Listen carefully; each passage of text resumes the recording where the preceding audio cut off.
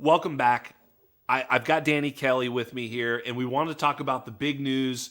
And to me, I think I said it before, we did it last week when we were talking about the biggest linchpin to fall. I thought for sure it was Kirk Cousins, and I felt like he was going to make, especially in fantasy too. I mean, obviously, I think in the NFL too, because look, if you have Kirk Cousins, you've got a shot. Whether he's not a top 5 quarterback, obviously, but he's a top half quarterback, top 15, maybe better than that. I mean, I don't really know. He's somewhere in there, around 10. So if you have a top 10-ish quarterback in the NFL, you've got a chance to win with a good roster. He is that. He goes to the Atlanta Falcons, and of course, all of their weapons, especially in my opinion, Drake London, shoot up the board. What were your initial thoughts on Kirk Cousins? Yeah, same as you. I think, well, first of all, the automatic reaction is like, Kyle Pitts is alive again. Yes, he is. Even though I don't really want to go down that road again, just for my own mental, sanity and everything.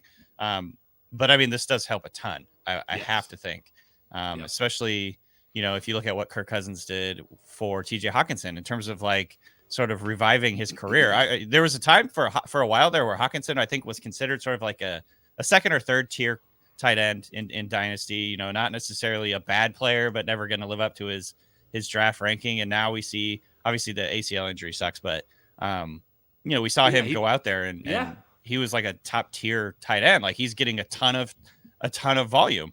Right. And he honestly, and he looked really good. It wasn't just volume. It was like, he was making big plays. I think he was sort of like the 1B in that offense with Justin Jefferson. So I look at what Kirk Cousins did in terms of the way he targets his tight end, because I've been a believer for a while that tight end production is very strongly correlated to how much a quarterback wants to throw to a tight end.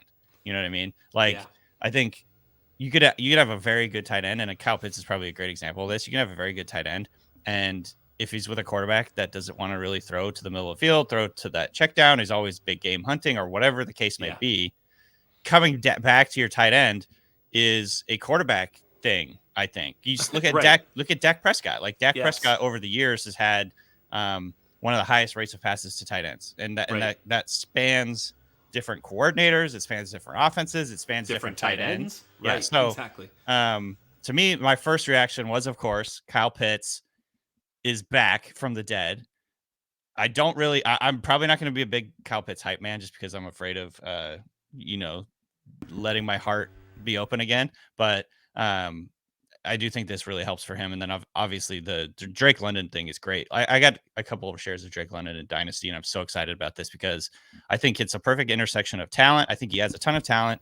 I think he is the unquestioned number one in that offense in terms of, the receiver. Like he's by far the best receiver on that offense. He's going to get a ton of targets. He's going to be the focal point of the passing game. And I think, assuming Kirk Cousins can get on the same page with him, he's going to have, he could like truly explode this year in fantasy. And so, I love this for London.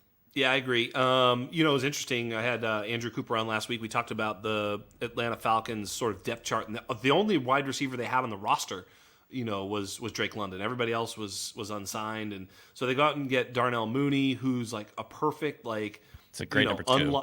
Perfect, because it doesn't take any target share away. It literally helps Drake London, not hurts him. So it was a great signing for London.